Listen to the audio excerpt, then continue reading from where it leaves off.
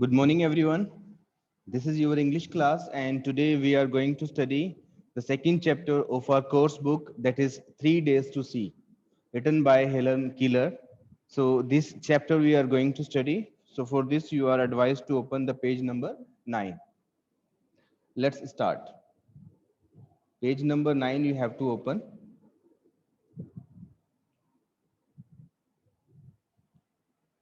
So basically, this chapter is regarding a girl, and when she was only 19 months old, she got some type of illness, and by this, she became blind and deaf. So, what is her experience? We are going to study in this chapter. Okay, let's start. Okay, first of all, we should understand difficult words of this chapter. So, first word is stricken. Stricken means affected by disease or troubles. Means किसी disease से, किसी बीमारी से, trouble से ग्रसित होना, that is called stricken.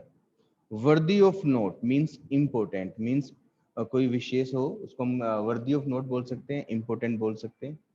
Symmetry. Symmetry means balanced proportions.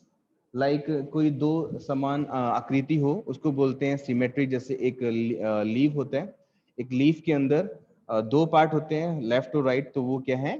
Symmetry. Shaggy. Shaggy means hair having a rough surface, यानी कि रफ सरफेस होना, यानी कि सरफेस किसी का रफ होना, स्मूथ ना होना, that is called Shaggy.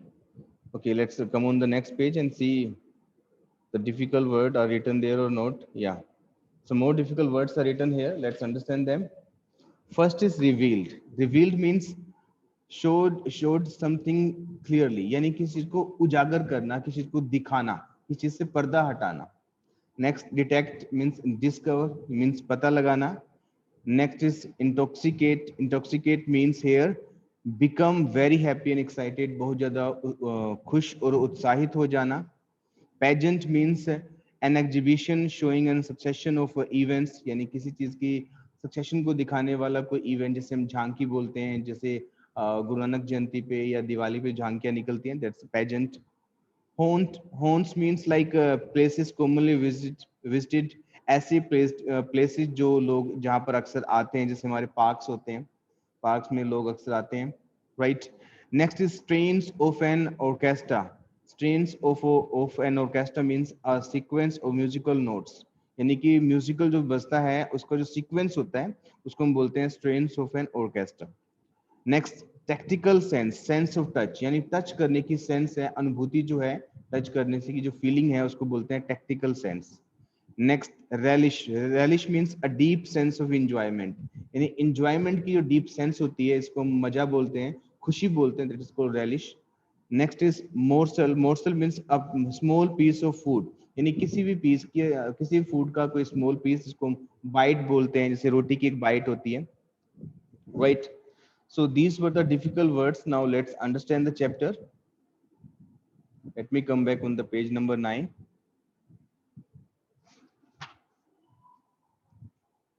Okay, let's start.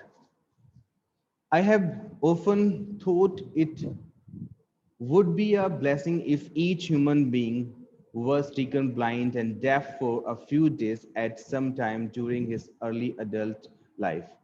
तो यहाँ पे जो ऑथर है, हेलन कीलर है, वो कुछ बात कह रही होती है. वो कह रही होती है कि अक्सर मैं इस बारे में सोचती हूँ कि अगर किसी की लाइफ में उसको कुछ दिनों के लिए ब्लाइंड कर दिया जाए, या ब्लाइंड मीन्स अंधा कर दिया जाए, या डेफ कर दिया जाए, डेफ मीन्स बहरा कर दिया जाए, इसको सुनाई ना दे, तो उनकी लाइफ में कुछ अजीब ही होगा. Next, darkness would make him more appreciative of sight. Silence would teach him the joy of sound. जो उसकी लाइफ में अंधे होने की वजह से जो डार्कनेस हो जाएगी, वो उनके देखने की शक्ति को अप्रिशिएट करेगी, यानी कि उनको जो देख पाते हैं उनको देख पाने की शक्ति की वैल्यू पता लग जाएगी. और जब साइलेंस आ जाएगा, यानी कि जब वो सुनना उनको बंद हो जाएगा, तो जो साउंड है उनको साउंड की वैल्यू पता लग जाएगी. साउंड और देखना कितना इंपॉर्टेंट होता है, यानी कि जो हमारी आईज हैं और जो हमारे ईयर्स हैं वो कितने इंपॉर्टेंट हैं, उनकी वैल्यू उनको पता लग जाएगी अगर कुछ टाइम के लिए किसी को अंधा बना दिया जाए या फिर डेफ बना दिया जाए, बहरा बना दिया जाए. फिर वो कहती है, now and then I have tested my seeing friends to discover what they see. तो कहती है अक्सर मैं ना अपने फ्रेंड्स को टेस्ट करती रहती हूँ जो वो अक्सर देखते हैं. I ask a friend who had just return from a long walk in the woods what she had observed nothing in particular she replied. तो उसने कहा, तो फिर कहती है कि मैंने रिसेंटली ना एक जो मेरे फ्रेंड थे जो वुड में जंगल में गए थे, वुड्स में गए थे और उन्होंने क्या ऑब्जर्व किया, मैंने उनसे पूछा तो मेरी फ्रेंड ने रिप्लाई किया कि उन्होंने कुछ भी स्पेशल ऑब्जर्व नहीं किया.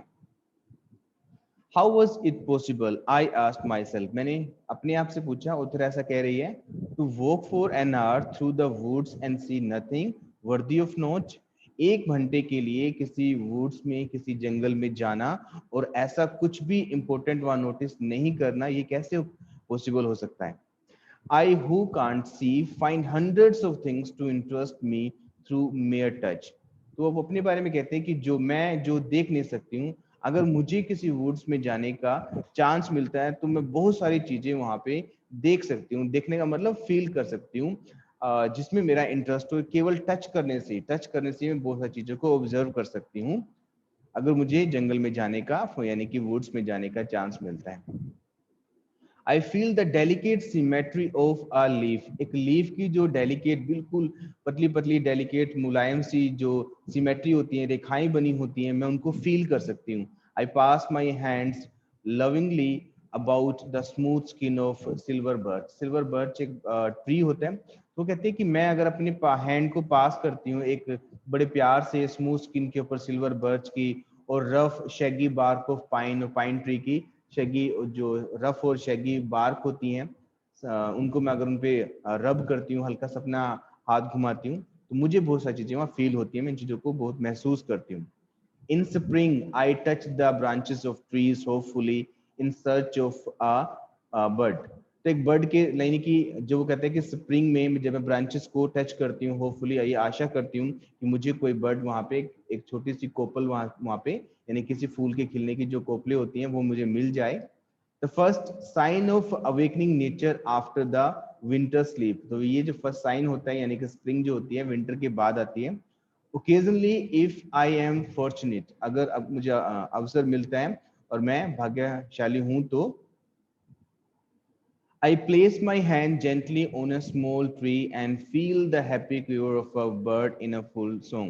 तो अगर मैं भाग्यशाली हूँ तो उत्तरा से कहती है कि मैं किसी छोटे पेड़ पे वहां पे हाथ रख देती हूँ और उस पे कोई पक्षी जो बैठा होता है वो गुनगुना रहा होता है यानी कि चिर्प कर रहा होता है, चहचा रहा होता है, तो मैं उसकी चिरपिंग को उसकी कंपन को ट्री की कंपन को उसकी चिरपिंग को ध्यान से फील करती हूँ. Then she says that at times my heart cries.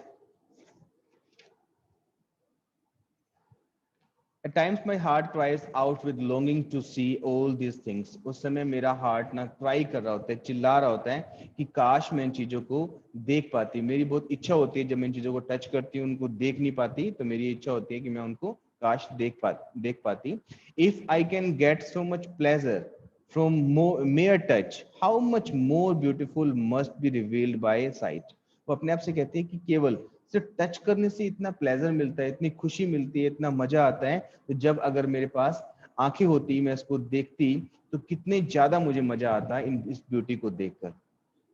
And I have imagined that what I should most like to see if I were given the use of my eyes, say for just 3 days.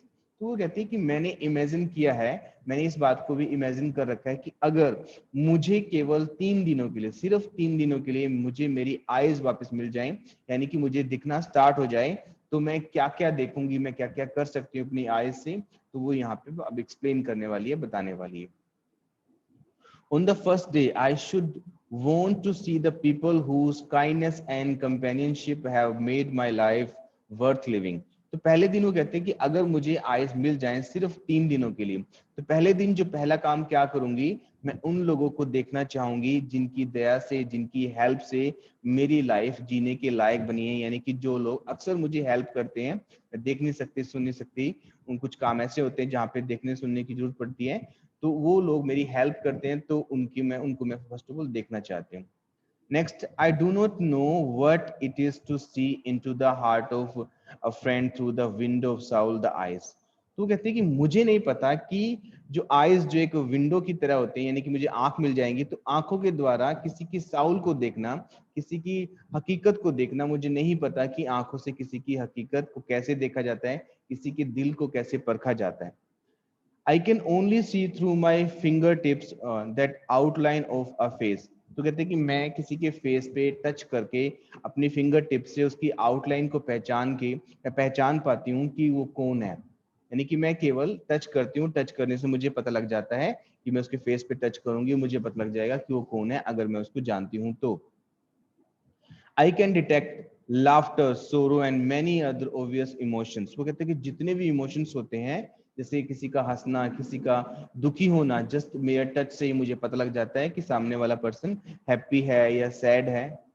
I know my friends from the feel of their faces. मुझे अपने friends की faces के feel से ही पता लग जाता है कि मेरा फ्रेंड कौन है वो। नेक्स्ट फिर वो कहते हैं कि for instance, can you describe accurately the faces of 5 different friends. वो कहते हैं कि एक एग्जाम्पल के रूप में क्या तुम किसी अपने 5 फ्रेंड्स के फेसेस को डिस्क्राइब कर सकते हो। As an experiment I have questioned husbands about the colour of their wife's eyes. तो वो कहते हैं कि एक्सपेरिमेंट के रूप में मैंने कुछ हस्बैंड से कुछ क्वेश्चन किया। ये क्वेश्चन ये था कि मैंने उनसे उनकी वाइफ्स के आईज के बारे में पूछा।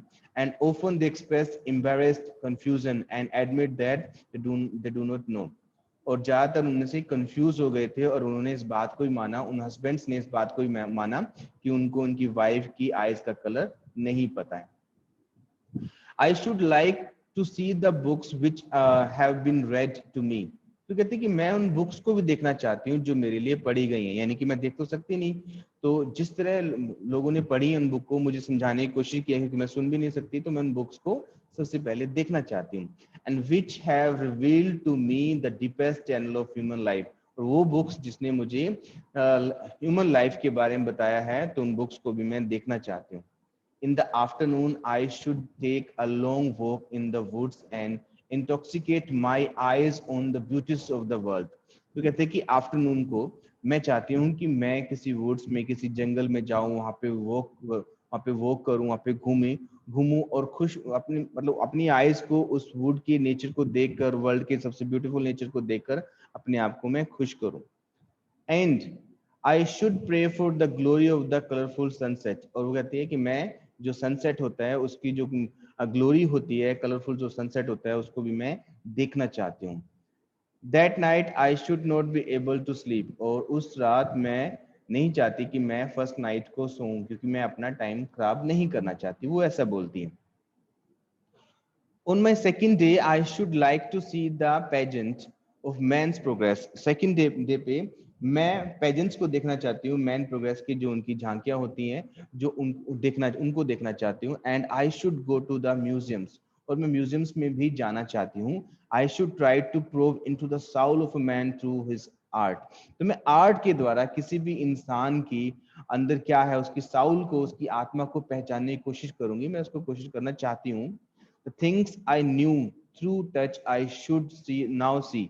तो वो कहते हैं कि ऐसी चीजें जिनको मैं सिर्फ टच करके मुझे पता था कि कौन सी चीजें टच करने से मैं उनको पहचान पाती थी, अब मैं उनको देखना चाहती हूँ।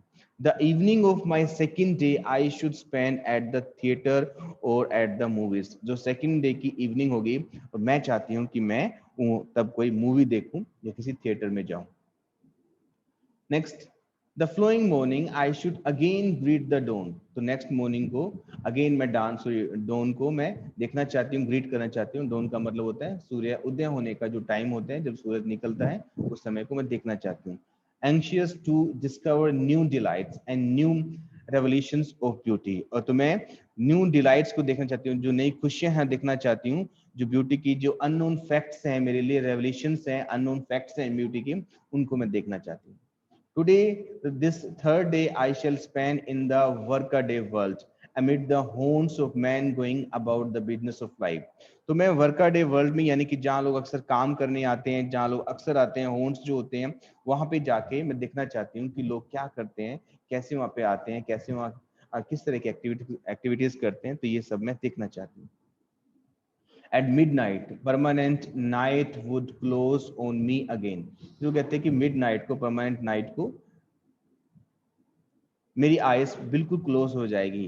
Descended upon me should I realise how much I had left unseen, और मैं उस समय ये फील करूंगी कि कितनी चीजें रह गई हैं जो मेरे लिए अननोन है, जो मैंने स्किप कर दी हैं। I am sure that if face the fate of blindness you would use your eyes as never before.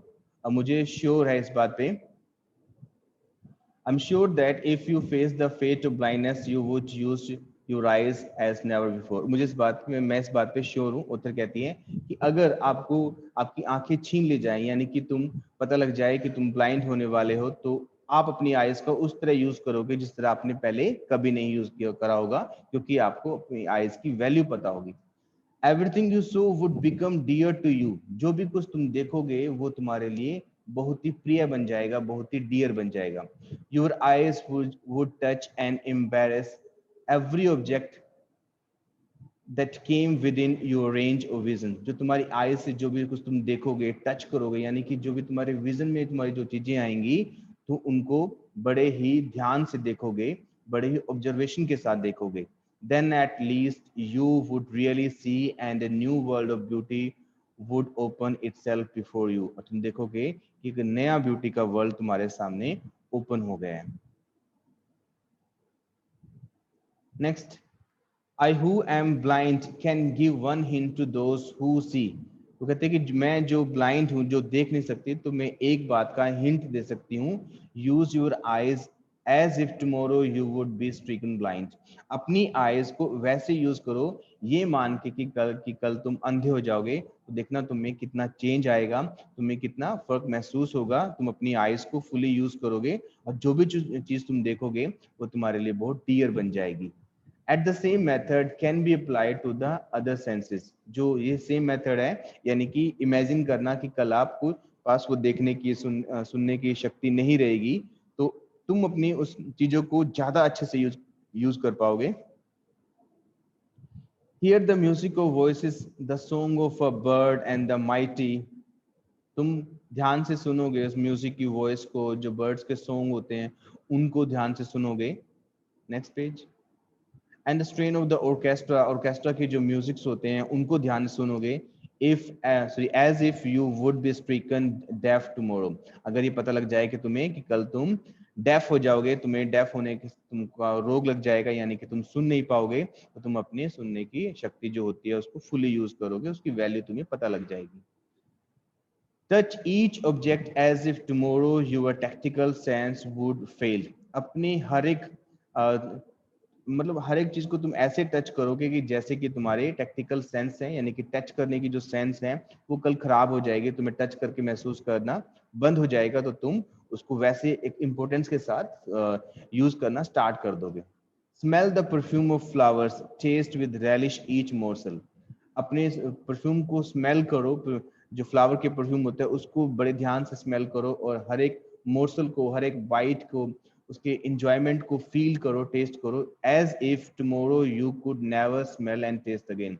इस तरह महसूस करो कि कल तुम्हें दोबारा स्मेल नहीं कर पाओगे, किसी चीज को टेस्ट नहीं कर पाओगे, और टेस्ट करने की जो शक्ति है, पावर है, वो खत्म हो जाएगी, तो तुम कुछ डिफरेंटली ही फील करोगे।